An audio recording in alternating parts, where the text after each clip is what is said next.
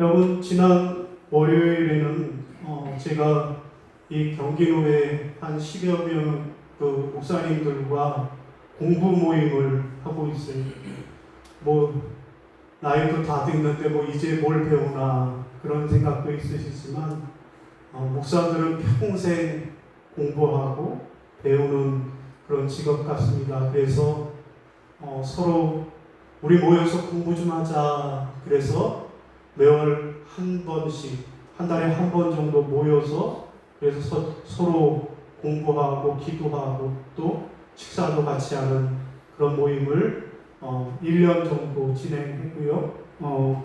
그런데 그 회원 목사님 중에 한 분이 그 성남 금토동에 금토교회예요. 교회 이름이 금토동에 있어서 금토교회인데 그 교회가 개발로 이렇게 매입이 되고 그래서 대출을 받아서 그래서 새롭게 교회 건축을 시작해서 올 연말에 완공을 목표로 그렇게 건축 중에 있습니다. 왼편에 있는 건 조방도고요.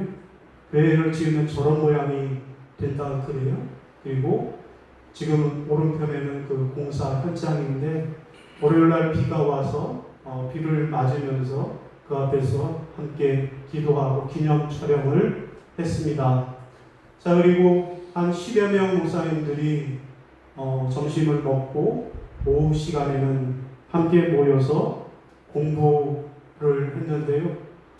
저 목사님들 가운데에서 큰 교회를 하시는 목사님도 계시고 또 박사학위가 있어서 한신대에서 강의도 하는 목사님도 있어서 그 목사님에게 강의를 듣고 토론하는 그런 시간을 가졌습니다. 여러분 혹시 애니어그램이라고 들어보셨나요?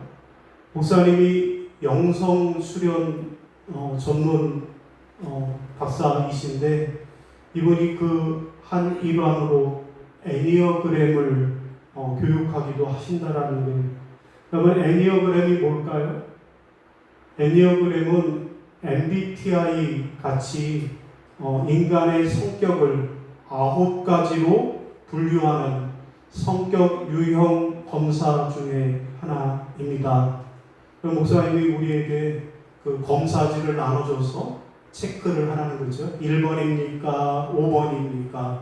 성질이 급합니까? 더럽습니까? 뭐 이러면서 체크를 하라고 해서 나중에 이제 결과지로 어떤 유형에 해당한지를 체크하는 뭐 그런 내용이더라고요.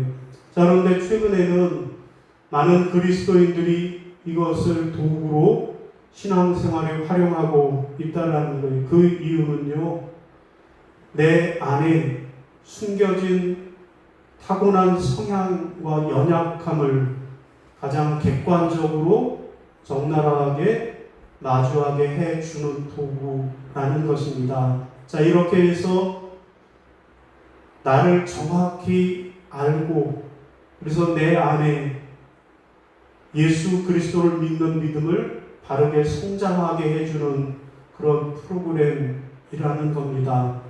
여러분, 우리는 신앙생활을 할 때 신앙생활을 오래 하면 인격도 완벽해질 거라고 그렇게 믿습니다. 하지만 여러분, 진짜 현실은 어떻습니까? 하나님을 뜨겁게 사랑한다고 고백해 놓고는 집에 들어가서 사소한 일로 불같이 화를 내고 있지는 않습니까? 교회에서는 누구보다도 거룩한 직분자인데 세상에 나가면 믿지 않는 사람과 똑같은 욕심을 부리고 있지는 않습니까?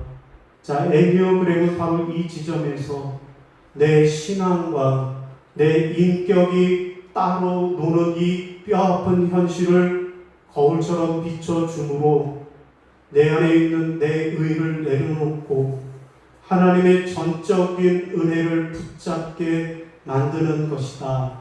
뭐 그런 내용으로 공부를 했습니다. 자, 오늘 본문 말씀은 사도 바울의 이야기, 사도 바울의 간증이라고 하겠습니다. 여러분, 저 위대한 사도 바울, 여러분 그는 처음부터 위대한 사도였을까요? 아닙니다. 원래 바울은 사울이었는데 그때 그가 한 일은 예수를 핍박하고 예수 믿는 사람들을 잡아다 옥에 가두고 때로는 돌로 쳐 죽이는 그런 잔인한 일을 했던 사람입니다. 자, 여러분 그림을 보시면 흰옷을 입고 무릎을 꿇고 있는 사람이 스데반 집사예요. 그리고 양편에서 좌우에서 돌로 사람들이 스데반을 돌로 치고 있는 그런 장면입니다. 그러면 저 오른편에 앉아있는 사람, 그가 누굴까요? 그가 사울이요 사도 바울입니다. 여러분, 그는 지금 저 사람은 죽여도 마땅한 사람이다 라고 하면서 증인으로 그 자리에 앉아있으면서 그 사람들의 겉옷을 맡아두고 있는 살인에 동참한 아주 잔인한 자였습니다. 여러분, 그런데 기가 막힌 일이 무엇입니까?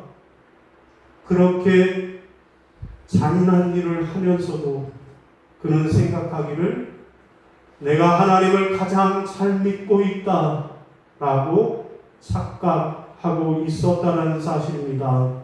여러분, 참 이상한 것은 하나님을 위해 누구보다도 열심히 일한 자였는데 그런데 그의 마음에는 기쁨이 없었다라는 것입니다. 여러분, 우리가 하나님을 제대로 믿고 하나님을 잘 믿으면 어떻게 됩니까? 내 마음이 평안해야 하잖아요. 내 마음에 미워하던 사람은 사라져야 하잖아요. 그런데 바울은 하나님을 열심히 믿으면 믿을수록 스데반같이 의로운 자들을 돌로 쳐 죽이는 끔찍한 죄악의 선봉에 서 있는 자기 자신을 발견하게 되었다라는 거예요. 내면 속에 깊은 모순을 느낀 것입니다. 자, 결국 처절한 몸부림 끝에 한 가지 영적 원리를 바울은 깨달았다라고 고백을 합니다. 여러분, 그게 뭐예요? 오늘 본문에 있는 대로 내 마음으로는 선을 행하고 싶은데 내 안에는 선을 행하지 못하도록 가로막는 악이 함께 있다라는 사실입니다. 내 안에 있는 이 끈질긴 죄악의 성질이 인간의 힘으로는 도저히 변화시킬 수 없다라는 사실을 뼈저리게 깨달은 바울이 자기를 향해 이렇게 탄식합니다. 뭐라고요? 오라, 나는 곤고한 사람이로다. 누가 이 사망의 몸에서 나를 건져내랴 라고 탄식하는 것이 오늘 본문의 내용입니다. 여러분, 오늘 우리가 그러면 어떻게 하면 우리의 이 곤고한 인생에서 벗어날 수 있을까요? 첫 번째는 예수 그리스도를 믿어야 하겠습니다. 따라하겠습니다. 예수 그리스도를 믿어야 합니다. 예수 그리스도를 믿어야 합니다. 25절 시작. 우리 주 예수 그리스도로 말미암아 하나님께 감사하리로다. 그런즉 내 자신이 마음으로는 하나님의 법을, 육신으로는 죄의 법을 섬기노라. 아멘. 여러분, 25절에서 그런즉 이라고 하는 말은 무슨 뜻입니까? 이제 이 엄연한 사실을 그대로 받아들이겠다라는 뜻입니다. 어떤 사실인가요? 내 마음은 하나님의 법을 따르고 싶어 하지만 내 연약한 육신은 여전히 죄의 법을 따르고 있다라는 것입니다. 그러므로 이제는 내 힘으로 이걸 고쳐보겠다고 애쓰거나 절망하거나 고민하지 않겠다라는 것입니다. 그러면 이제 어떻게 해야 할까요?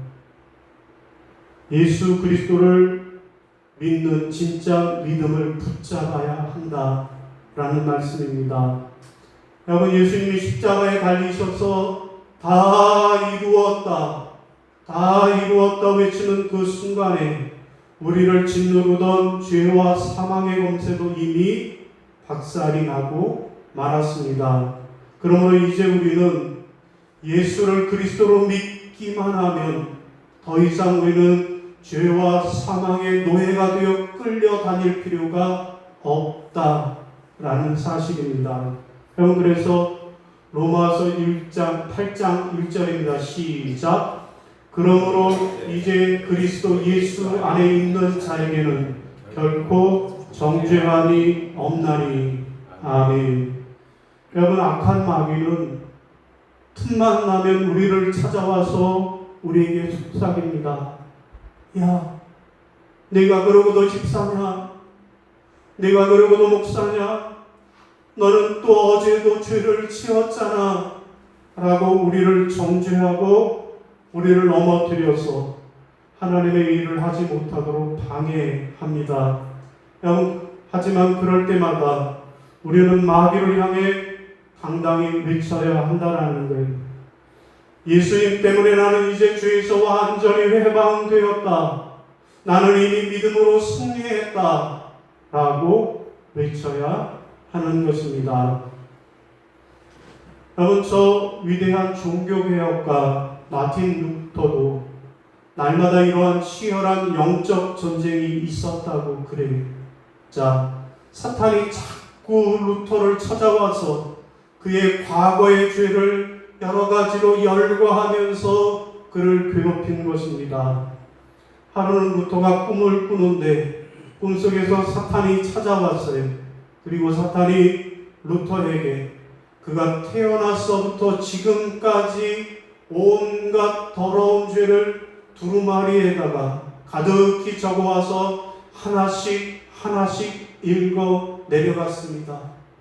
분노한 죄, 기도하지 않은 죄, 나태한 죄, 여러 가지 죄를 열거하면서 루터를 괴롭혔습니다. 루터의 마음이 무너져 내리기 시작했습니다. 바로 그때 루터는 믿음으로 벌떡 일어나서 사탄을 향해 이렇게 외쳤습니다. 야, 이 사탄아, 내가 읽은 그 죄의 목록 맨 밑에다가 이것도 똑바로 적어라. 하나님의 아들 예수 그리스도의 피가 우리의 모든 죄를 깨끗이 씻어 주었다. 그리고는 탁자에 있던 잉크병을 집어 던지면서 소리를 질렀다라는 거예요. 그리스도 예수 안에 있는 자에게는 결코 정죄함이 없느니라. 누가 나를 정죄하리요? 그 순간에 사탄은 한 길로 왔다, 7길로 도망가 버렸다라는 이야기입니다. 그러면 지금은 전국을 다니면서 찬양과 간증으로 복음을 전하는 하덕규 목사님의 간증입니다. 여러분, 이분은 과거 대중가요 가수, 시인과 촌장으로 활동하던 엄청난 인기를 누렸던 가수였습니다. 하지만 화려한 인기 뒤에 찾아와는 지독한 공허감을 견디지 못해 매일 술과 대마초로 찌들어서 소중한 세월을 탕진하고 있었습니다. 그러던 어느 날 누나의 권유로 마지못해 교회에 나가게 되었는데 그 예배 가운데 살아계신 하나님을 인격적으로 만나게 되었습니다. 목사님은 그때 십자가 앞에서 깨어진 자신의 모습을 있는 그대로 고백하며 노래를 써 내려갔습니다. 내 속이 얼마나 더럽고 추악한지 숨길 수 없어서 단 10분 만에 곡을 완성했다라는 그 노래가 바로 우리가 잘 아는 노래 가시나무라는 노래입니다. 그는 자기 안에 수많은 나가 복잡하게 얽혀져 있는 잔인한 가시나무 숲을 보았습니다. 욕망과 욕심이 가득한 나, 쉴 곳이 없어 지치고 피곤한 나, 내 영혼의 날카로운 가시 때문에 그 누구도 다가오지 못하게 하며 상처 주는 나, 사랑하는 사람들께까지 날카로운 가시로 상처를 주며 어둠과 슬픔과 우울이 가득한 가시나무 숲 한가운데 피 흘리며 울고 있던 바로 그에게 어느 날 주님이 찾아오신 것입니다. 주님은 감당할 수 없는 슬픔 속에 외롭게 죽어가던 그 영혼을 품어주셨고 놀라운 구원의 은혜를 베풀어 주셨습니다. 사랑하는 성도 여러분, 여러분의 인생이 곤고한 가시나무 숲 같은 인생에서 벗어나기를 원하십니까? 그렇다면 예수 그리스도를 여러분의 인생의 중심에 모셔 드리십시오. 그리고 그분의 보혈을 믿는 믿음으로 날마다 승리하시기를 주의 이름으로 축원합니다. 자, 두 번째로 우리가 어떻게 하면 오호라나는 곤고한 인생이로다, 이 곤고한 인생에서 벗어날 수 있을까요? 두 번째로는 성령의 법을 따라야 하겠습니다. 따라하십니다. 성령의 법을 따라야 합니다. 성령의 법을 따라야 합니다. 자, 2절이에요. 8장 2절 시작. 이는 그리스도 예수 안에 있는 생명의 성령의 법이 죄와 사망의 법에서 너를 해방하였습니다. 아멘. 여러분, 우리가 인생의 곤고한 늪에서 벗어나는 비결, 첫째는 예수 그리스도를 구주로 영접하는 거고요. 둘째는 성령 충만해야 한다라는 말씀입니다. 여러분, 예수를 구주로 믿고 영접한 저와 여러분은 이제 마땅히 성령을 따라 살아야만 하는 것입니다. 그런데 여러분, 문제가 있어요. 뭐가 문제입니까? 우리가 예수는 믿어도 성령 충만하지 못하면 그럴 수 있잖아요. 예수 믿는 건 맞는데, 주일이면 교회 나오는 건 맞는데, 주일 송수하며 신앙생활하고 있는 것은 맞는데, 그런데 성령 충만하지 못할 수 있잖아요. 예수는 믿기는 믿는데 성령 충만하지 못하면, 그러면 또다시 죄의 유혹에 넘어질 수밖에 없다라는 사실입니다. 여러분, 성령을 따라 살지 아니하면 나도 모르게 옛 자아와 욕심들이 나를 유혹하고 우리는 그것들을 따라 살게 된다라는 겁니다. 여러분, 그러므로 우리가 죄를 이기고 승리하는 유일한 비결은 날마다 성령님의 인도하심을 따라 살아가는 것입니다. 여러분, 에베소서 5장 18절에 시작. 술 취하지 말라. 이는 방탕한 것이니 오직 성령으로 충만함을 받으라. 아멘. 여러분, 에베소서 5장에서는요, 성령 충만을 술 취함하고 비유하고 있습니다. 여러분, 술에 취하면 어떻게 되나요? 내 의지, 내 생각대로 행동하지 못하고 술에 이끌려서 비틀비틀 생활하게 된다라는 거예요. 여러분, 성령 충만도 마찬가지라는 것입니다. 성령으로 내 안에 가득히 채워지면 내 욕심과 고집을 따라 사는 것이 아니라 성령님이 이끄시는 대로 따라 살게 되는 겁니다. 우리가 이렇게 성령의 충만함을 받아 말씀대로 순종하며 살아갈 때 비로소 하나님의 진짜 은혜가 우리의 삶의 폭포수처럼 임하게 되는 것입니다. 그 은혜가 우리 가운데 임해야만 우리는 인생의 곤고함에서 벗어나 주님이 주시는 참된 생명과 평안을 누리게 되는 줄로 믿으시기를 바랍니다. 여러분, 철로 역정을 쓴 위대한 청교도 영성가 존 버년 목사님의 유명한 일화를 소개합니다. 여러분, 한 번은 이 존버년 목사님이 국왕의 명령을 어겼다고 해서 감옥에 갇히게, 억울하게 감옥에 들어가게 되었다라는, 세상에서 범죄해서 감옥에 들어가는 것이 아니라 신앙 때문에, 믿음 때문에 왕의 명령을 거부하다가 감옥에 들어갔어요. 자, 그런데 하루는 이 목사님의 인품에 감동을 받은 간수장이 높은 사람들 몰래 슬그머니 옥문을 열어 주었습니다. 그러면서 이렇게 말하는 거예요. 목사님, 잠깐만이라도 집에 가서 사모님과 아이들을 얼굴이라도 좀 보고 오세요. 제가 눈 감아 드릴게요. 라고 말했다라는 거예요. 그러면 참으로 고마운 배려 아닙니까? 자, 존버년 목사님은 감사해야 하면서 감옥을 나섰습니다. 그래서 한참을 걸어가고 있는데 갑자기 목사님의 발걸음이 멈춰 섰습니다. 그러더니 이내 돌아서 다시 감옥으로 돌아왔습니다. 깜짝 놀란 간수장이 물었어요. 목사님, 아니 왜 집에 다녀오라고 했는데 집에 가다 말고 다시 돌아오신 거예요? 그때 존버년 목사가 이렇게 대답을 했습니다. 당신의 호의는 참 감사합니다.